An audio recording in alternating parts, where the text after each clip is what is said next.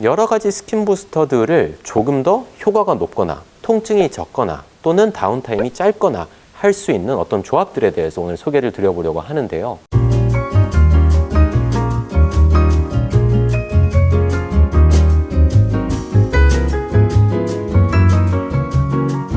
안녕하세요.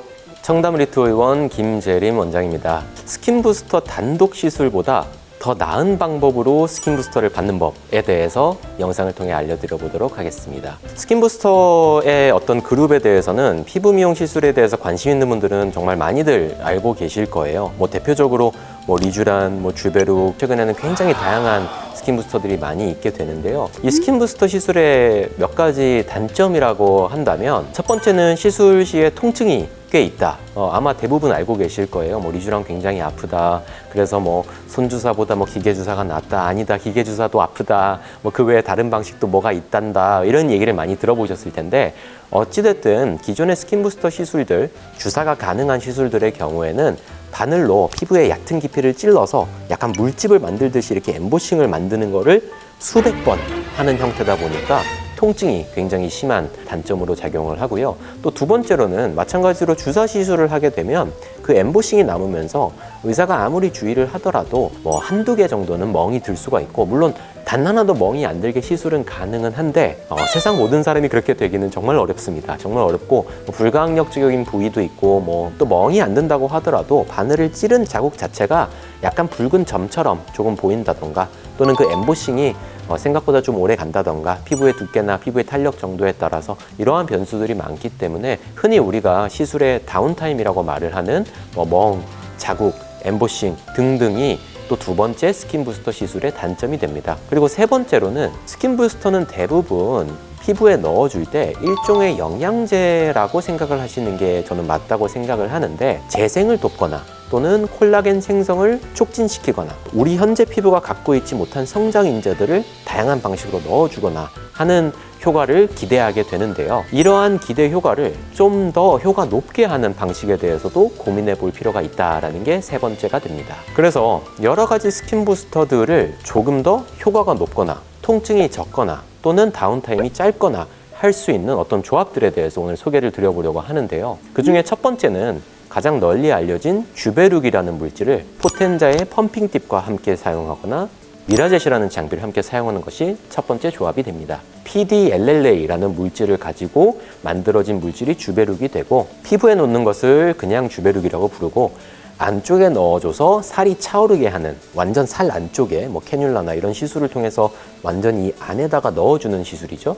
그렇게 해서 살이 차는 걸 쥬베룩 볼륨 시술이라고, 제품이 아예 두 가지가 다르게 되어 있는데, 피부에 쥬베룩 시술을 해주게 될 때는 이 쥬베룩 PDLLA 물질이 시간이 지나면서 콜라겐 생성을 유도해서 우리가 나이가 들어가면서 점차 얇아져가는 피부가 점점 더 밀도 있게 되고 다시 좀 두꺼워지는 걸 기대하는 이러한 시술이 되고요. 그렇게 해서 기대하는 효과는 새로운 콜라겐 섬유들이 더 생기니까 피부가 좀 더 탄탄해지고 젊어지고 좀 치밀해지고, 그리고 최근에는 쥬베룩 자체가 안쪽에서 생물학적으로 조직학적으로 작용을 할 때 약간은 줄기세포 효과도 띠더라라는 것이 이제 논문으로 확인된 게 있어서 어떤 전체적인 재생에도 도움이 된다라고 이해를 하시면 되는데, 이 쥬베룩 시술의 문제는 이 주사를 할 때 너무 얕게 너무 뭉쳐서 넣게 되면 콜라겐 생성이라는 게 살이 새로 생기는 거다 보니까 작은 결절이나 작은 멍울 같은 게 좀 질 수 있다, 이런 부분을 좀 걱정을 하실 수가 있는데요. 물론 이 때문에 숙련받은 의료진이라면 주사를 살짝 깊게 하거나 그런 게 생기지 않도록 잘 주사를 하거나, 설령 그런 게 생긴다고 하더라도 또 간단한 시술로 해결이 되기 때문에 크게 걱정하실 건 아니지만, 너무 얇은 부위들, 눈 밑이라던가 이런 데는 좀 주의하면서 시술하는 게 좀 필요하긴 합니다. 그런데 이 쥬베룩을 고르게 피부에 침투시키면서 다른 시술과 함께 할 때 시너지를 낼 수 있는 대표적인 것이 포텐자 펌핑팁과 미라젯이 되는데요. 우선 포텐자 펌핑팁 같은 경우는 바늘이 이제 피부를 찌르고 고주파를 쏘는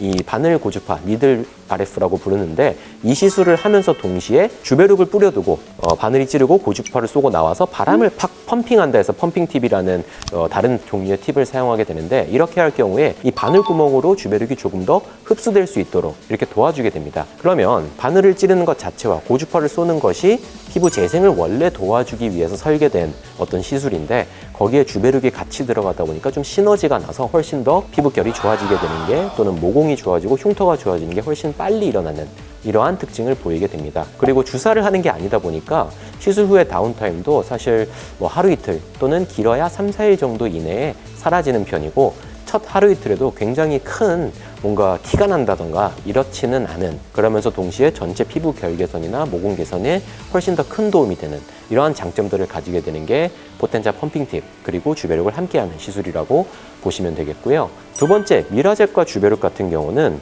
미라젯이라는 기계의 어떤 특성 자체가 주베룩과 같이 고르게 뿌려줘야 하는 물질을 고압을 이용해서 주베룩이 고압 물총처럼 이제 이 주베룩 물질이 나가는 겁니다. 그렇게 나가면 이제 피부에 구멍을 내지 않고 피부 안에 주베룩 물질들이 스며들게 되고, 워낙 소량을 뿌려주는 형태로 침투시키는 거다 보니까 통증 자체가 덜하고 자국이 덜 남고, 그리고 무엇보다도 더 얇은 피부들, 눈밑이라던가 심지어 눈꺼풀이나 뭐 목이나 이런 데를 아무런 걱정 없이 뭐 뭉침이라던가 결절이라던가 이런 걱정 없이 시술할 수 있다는 게 장점이 됩니다. 간혹 받으시는 분들이 미라젯을 사용을 해도 결절이 생기는 거 아니냐라는 질문들을 많이 하시는데, 실제 미라젯을 안티에이징 모드, 그러니까 주베룩이나 뭐 주베룩 볼륨 등을 피부에 고압으로 뿌려서 굉장히 소량들이 전체적으로 침투되게 하는 모드를 할 때에는 사실 따지고 보면 각각의 포인트에 들어가는 주베룩 양은 굉장히 미량이 되기 때문에 그 미량을 정말 덧칠하고, 쉽게 말하면 계속 덧칠을 해서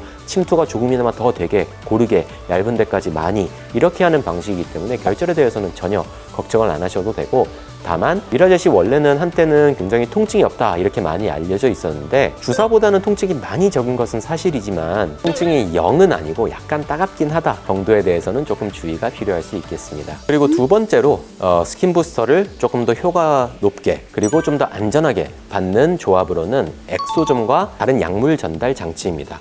제가 약물 전달 장치라고 표현하는 거는, 이걸 이제 의학에서는 우리가 드럭 딜리버리라고 하고, 이건 비단 피부 미용뿐만 아니라 정말로 아픈 질병을 치료하는 약물들도 어떻게 하면 몸속으로 전달을 하냐에 대해서 맨날 주사를 맞는 게 많이 아프다 보니까 좀 덜 아프게 전달할 수 없냐라는 그러한 방식 자체를 전부 다 드럭 딜리버리라는 그러한 카테고리로 다루고 있는데, 최근에는 이 드럭 딜리버리라고 할 수 있는 여러 가지 장비들이 많습니다. 앞서 말씀드린 뭐 포텐자도 있고 미라젯도 있지만, 그 외에도 여러 가지 약물 침투를 시킬 수 있는, 또는 피부에 미세하게 구멍을 내고 레이저로 구멍을 낸 뒤에 흡수를 유도하거나 흡수를 돕도록 하는 여러 가지 장비들이 있는데, 이러한 종류의 장비들을 엑소점과 함께하는 것이 굉장히 좀 시너지가 난다라고 말씀을 드릴 수 있는데요. 사실 이 부분은 어떤 시너지도 시너지지만 엑소점 시술 자체가 국내에서는 대부분 주사 허가를 아직은 받지 못한 부분이 있기 때문에 주사로 맞는 것보다 훨씬 더 안전한 방법이 되고, 그러면서 동시에 엑소점이 가지고 있는 또 장점들이 분명히 있거든요. 약간의 염증을 완화할 수 있다던가, 피부 재생이 조금 빠르게 일어난다던가, 또는 뭐 모공이라던가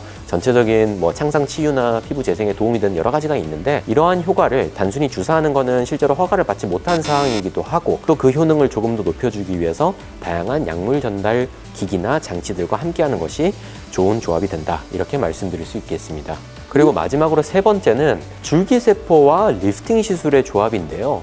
사실 이 부분은 많은 분들이 아직은 조금 생소하실 수도 있을 것 같아요. 근데 우리가 하는 대부분의 리프팅 장비들, 그리고 그 중에서도 피부 재생을 염두에 둔 리프팅, 대표적으로는 써마지, 소프웨이브, 그리고 뭐 튠페이스 여러 가지가 있겠죠. 근데 피부 진피, 겉에 피부의 가장 껍질이라고 말할 수 있는 이 피부 자체의 탄력이 점점 떨어지고 피부가 점점 얇아지고 잔주름이 점점 늘어나는 이런 전형적인 노화의 과정을 거치는 것을 막기 위해서 우리가 뭐 1년에 한 번씩 소프웨이브를 한다, 1년에 한 번씩 써마지를 한다, 꾸준히 튠페이스를 해준다, 고주파 시술을 해준다, 이렇게들 많이들 한 번쯤 들어보신 적이 있으실 텐데, 이러한 시술의 근본적인 어떤 컨셉과 원리가 레이저로 컨트롤이 된, 정제되고 절제된 형태의 부상이나 화상이 아니면서도 피부에 자극을 줄 수 있는 적절한 열 자극을 주고, 그 자극을 통해서 피부가 재생을 하는 과정에서 새로운 콜라겐 섬유를 만들고 피부 탄력이 올라가는, 이러한 목적으로 우리가 이 시술들을 하는 것이거든요. 그렇기 때문에 이 과정에 재생에 가장 어찌 보면 정점이라고 할 수 있는 자가혈액 줄기세포 시술들을 함께 해줄 때에 서로 시너지가 나면서 시술의 효능 자체가 올라가고, 줄기세포가 애초에 가지고 있는 특성 자체가 필요한 곳에 재생을 하는 거기 때문에 피부 진피의 항노화를 위해서 1년에 한 번 하는 시술들을 할 때에 함께 그런 재생의 가장 고효율을 나타내는 자가혈액 줄기세포를 시술하는 것이 두 가지 모두의 시너지를 내는 방식이라고 할 수 있겠습니다. 다양한 스킨 부스터 시술들을 많이 받고 있지만 기존의 주사 시술이 가지고 있는 여러 가지 단점들, 통증이라던가 엠보싱, 다운타임이나 멍, 그리고 주사 시술은 기본적으로 현미경으로 확대를 해서 볼 때에 사실은 그 엠보싱과 엠보싱의 빈 공간은 어쨌든 약물이 직접적으로 침투되지 않고 확산을 기대해야 되는 이러한 단점이나 한계들이 존재하게 되는데, 이러한 부분을 넘어서서 좀 더 단점은 줄이고 또 시너지 효과를 내면서 효과를 높이고 또 불편을 줄이는 이러한 방식들에 대해서 소개를 드려보았고요. 다음에 또 좋은 영상으로 찾아뵙도록 하겠습니다. 감사합니다.